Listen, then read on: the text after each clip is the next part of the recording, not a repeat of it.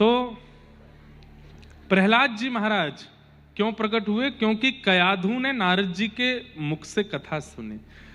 बताइए, कुछ दिन का संग कयाधु का ऐसे विपरीत राक्षस कुल में जब प्रहलाद जी को प्रकट कर सकता है, हम लोग यदि, हमारे लिए तो इतना विपरीत नहीं है, फिर भी हम संग अगर भक्तों का करने लगे तो हम पर कितनी कृपा हो जाएगी। प्रहलाद जी महाराज का प्राकट्य हुआ, सब जानते ही हैं। इस वर्ष एक बहुत सुंदर आधुनिक पिक्चर भी आई थी, हमने उसको खूब प्रमोट करवाए। और आधुनिक आज के परिप्रेक्ष्य में ऐसी बनी नहीं पिक्चर। कितना सुंदर उसमें प्रहलाद जी का स्वरूप और नृसिंह भगवान का भाव बताया गया। बस एक बात हम बता देते हैं जो उस पिक्चर में नहीं थी, जो उनके डायरेक्टर वगैरह थे उनसे भी मैं मिला, तो जब तक पिक्चर बन चुकी थी तब वो भाव मैंने उनको सुनाया, नहीं तो वो भी अगर आता उसमें तो और सुंदर लगता। जब प्रहलाद जी महाराज, जब नृसिंह भगवान प्रकट हो गए, इतना क्रोध आया उनको, इतना क्रोध आया कि उन्होंने पूरे हिरण्यकश्यप के साम्राज्य को नष्ट कर दिया, ध्वस्त कर दिया, सबको मार दिया, उसकी अंतड़ियां निकाल के गले में डाल ली। पृथ्वी डामाडोल हो रही है, समुद्र में सुनामी आ रही है, आकाश में बादल गरज रहे हैं, ठाकुर जी क्रोध में हैं। सब देवी देवताओं ने जाकर के ठाकुर जी को प्रणाम किया, लेकिन किसी की भी आराधना से ठाकुर जी का क्रोध शांत नहीं हुआ। लक्ष्मी जी गई हैं, भगवान की अति प्रिया लक्ष्मी जी गई हैं, उनसे भी ठाकुर जी शांत नहीं हुए। तब ब्रह्मा जी ने सोचा अब प्रलय है, अब सृष्टि का अंत हो जाएगा, क्योंकि ठाकुर जी का क्रोध शांत नहीं हो रहा है। शिवाय या सिर्फ ब्रह्मा जी ने सोचा जपें, आपको जवाब अंदर से मिलेगा। देखा कि वहां कभी थॉट के रूप में, कभी एनर्जी के रूप में, कभी किसी आइडिया के रूप में। हाथ जोड़कर 3 से 5 बजे नींद खुलना एक साधारण बात नहीं, ये संकेत है कि आपकी आत्मा जाग रही है, आपकी दिशा बदल रही है और भगवान आपको अपने करीब बुला रहे हैं। इस बुलावे को अनदेखा मत कीजिए। जो जाग जाता है वही आगे बढ़ता है। अत्याचार के कारण हो रहा है ठाकुर जी को, तुम जाओ ठाकुर जी के पास, ठाकुर जी का क्रोध शांत करो, नहीं तो भूमंडल रसातल में चला जाएगा। तब प्रहलाद जी कहते हैं जैसी आज्ञा, और श्री प्रहलाद जी महाराज ठाकुर धीमे धीमे ठाकुर जी के समीप जाते हैं, छोटे से प्रहलाद जी, और भगवान के सामने जाकर के स्तुति गाते हैं कि ब्रह्मादयो सुरगणा मुनयो तसिद्धा सत्वैकतानमतयो वचसां प्रवाहै नाराधितुं पुरगुणैरधुनापि पिप्रो किं तोष्टमर्हसि समे हरिरुग्र जाते।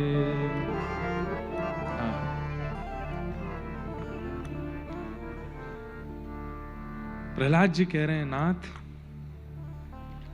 इंद्रादि देवता इतने विद्वान हैं कि वो जब बोलते हैं तो उनके मुख से जो लच्छेदार शब्द निकलते हैं उनसे लोगों के रोंगटे खड़े हो जाते हैं, पर मेरी वाणी तो तोतली है, मैं छोटा बालक, मुझे इतनी अच्छी तरह बोलना भी अभी नहीं आता, छोटे से ही तो हैं अभी, मैं आपकी किन शब्दों में स्तुति करूं, मुझे तो शब्द भी नहीं पता, मैं इतना छोटा बालक हूं कि कब कहां क्या शब्द बोलना चाहिए इतना बोध भी मुझको नहीं है।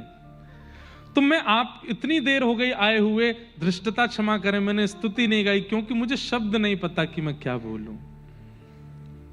नाथ, पर आप मेरे लिए आए, मुझ पर कृपा किए, कृपा कर अपना क्रोध शांत कीजिए, बस इतना ही मुझे आता है। बस इतने शब्दों में तो या तो बंधुओं लच्छेदार वाणी आकर्षित करती है, या छोटे बच्चे का तोतला बोलना आकर्षित करता है।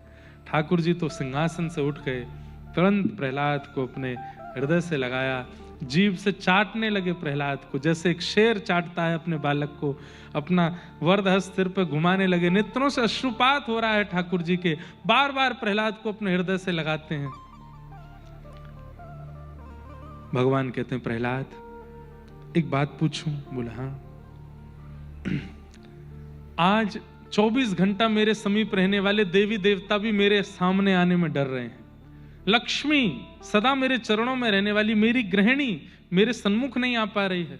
इतना विशाल विकराल भयभीत रूप बना करके मैं आया हूं कि बड़े बड़े विशाल विकराल राक्षस भी केवल मेरे रूप देख करके अपनी मृत्यु को प्राप्त हो जा रहे हैं। इतना सब कुछ तीनों लोकों में हो गया, तुझे भय क्यों नहीं लगा? सब भयभीत हो गए, मेरा प्रहलाद भयभीत क्यों नहीं है? तुझे भय क्यों नहीं है, मुझे ये बता। मेरा स्वरूप बहुत खतरनाक है। बंधुओं, जितनी क्षमता थी उतना दिखाया गया, उसको देख करके डर लग रहा था, लेकिन इससे भी अति उग्र ठाकुर जी का रूप था जब ठाकुर जी नृसिंह बन करके आए। मैं बता रहा हूं ना, कितने बड़े बड़े राक्षस तो केवल ठाकुर जी की चिंगाड़ मात्र से शांत हो गए, इतने भयावह रूप में ठाकुर जी आए। प्रहलाद तुझे डर क्यों नहीं लगता? और तू तो छोटा बालक है। तो प्रहलाद जी की जो बात है ना, वो सुनकर के बस ये एक प्रसंग ऐसा है जो अगर वहां दिख जाता तो मैं तो रो देता। प्रहलाद जी कहते हैं कि नाथ, जब तक आप मुझे मिले नहीं थे तब मैं रोज चिंतन करता था कि आप मिलोगे तो मैं क्या करूंगा। तो मैं रोज सोचता था जब आप मिलोगे तो सबसे पहले मैं आपके चरण देखूंगा, और चरण देखते देखते देखते देखते जब चरण पूर्ण रूपेण चित्त में आ जाएंगे तब थोड़ी दृष्टि ऊपर करके तब आपके घुटने देखूंगा, फिर जब वो चित्त में आ जाएंगे तब आपका कटी कमर देखूंगा, फिर आपका वक्ष देखूंगा, फिर आपकी ग्रीवा देखूंगा, अंत में आपका मुख देखूंगा। सर्वांगीण अंग धीरे धीरे देख करके फिर सर्वांगीण अंगों को चित्त में धारण करूंगा। पर नाथ, जब से आप आए हो तब से मैं चरणों को ही देख रहा हूं, उनसे ही मेरा मन नहीं भरा। मैंने आपका मुख देखा ही नहीं अभी तक, मुझे आप दिखे नहीं हो। लोग कह रहे हैं कि आप उग्र हो, आप वीर हो, आप नृसिंह हो, आप ऐसे हो, पर आपके चरण इतने प्यारे हैं, इतने सुंदर हैं, और जब से मैं उनको देख रहा हूं मेरा मन उनसे ही नहीं भर रहा है। तो अपनी दृष्टि ऊपर करूं कैसे? मैंने आपका मुख नहीं देखा, मैंने केवल चरण देखे हैं। और अभी नाथ कुछ दिन रुकिएगा, पहले चरणों से, जब चरण चित्त में आ जाएंगे, चरणों से रम जाऊंगा, तब घुटने देखूंगा, फिर ग्रीवा, फिर कटिभाग, फिर वक्ष, फिर अंत में मुझे तो लगता है कि 1000 वर्ष बाद मैं मुख तक पहुंच पाऊंगा। चरण इतने सुंदर है तो मुख कितना सुंदर होगा। ये है प्रहलाद। मैंने कहा ना कि भक्त की स्थिति और उसके विचार ठाकुर जी को मोहित करते हैं। अब ये बात नहीं है ऐसी कि मोहित होता है ठाकुर जी तो न्योछावर हो गए प्रहलाद पे। वाह प्रहलाद, मैं तुझसे प्रसन्न हूं। दूसरी बात, सबकी दृष्टि में रंग है, रूप है, आदि आदि है। मेरी दृष्टि में भक्ति है। मुझे आप उग्र नहीं दिखते, मुझे तो आप अभी भी अति कोमल लग रहे हो नाथ। जाकी रही भावना जैसी, प्रभु मूरत देखी तिन तैसी। प्रहलाद अत्यंत प्रेम भावना में है, इसलिए ठाकुर जी उग्र नहीं दिखाई दिए। प्रहलाद जी को चित्त से लगा लिया ठाकुर जी ने, और भगवान ने कहा तू राक्षस है, राक्षस कुल में जन्मा है। मैं वचन देता हूं प्रहलाद, तेरे कुल में जितने बालक होंगे सबको दर्शन देने के लिए आऊंगा मैं। और भगवान प्रहलाद जी के बाद कृपा करते ही रहे, और फिर कृपा हुई प्रहलाद जी से भी अधिक। प्रहलाद जी के पुत्र राजा बलि के ऊपर भगवान वामन बन करके आए और कृपा की। 3 पग जमीन मांगने का वरदान मांगा था। संकल्प करते ही ठाकुर जी विराट हो गए। और जैसे मान लो ये 3 लोक हैं, इन तीनों लोकों का स्वामी कौन है? बलि। वही मांगने आए थे ठाकुर जी, क्योंकि बलि ने देवताओं से हरण कर लिया था। ठाकुर जी से देवताओं ने प्रार्थना की तो ठाकुर जी वामन बन के गए। संकल्प लेने जब बैठे थे तब छोटे से थे, संकल्प लेते विराट हो गए। तो 2 पग में तीनों लोक नाप लिए। अब बोले बलि, तूने 3 पग के लिए कहा था, मैंने 2 पग में सब नाप लिया, तीसरा पग कहां रखूं?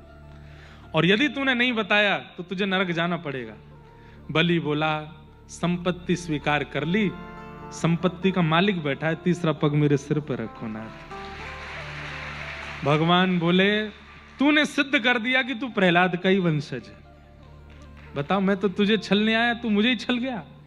और तीसरा पग जैसे ही भगवान ने बलि के सिर पर रखा, प्रहलाद जी प्रकट हो गए, नृत्य करने लगे।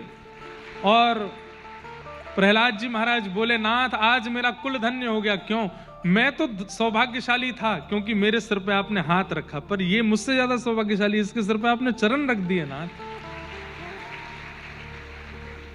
बलि से भगवान बोले, वरदान मांग, क्या चाहिए? बलि ने कहा, मैं जब जब अपने भवन से बाहर जाऊं, जब जब अपने महल में आऊं, तब तब आपका दर्शन हो। भगवान बोले, चौकीदार बन जाएं तुम्हारे? बलि बोला, जैसा आप समझो। और ठाकुर जी द्वार पे खड़े हो गए बलि के, शंख चक्र गदा पद्म लेकर के द्वार, अब जो वरदान मांगा करेंगे। तब लक्ष्मी जी एक बालिका का रूप धारण करके आई। तब बलि ने कहा, अरे बालिका तू रो क्यों रही है? तो बोली, मेरे भाई नहीं है, मैं भाई ढूंढ रही हूं।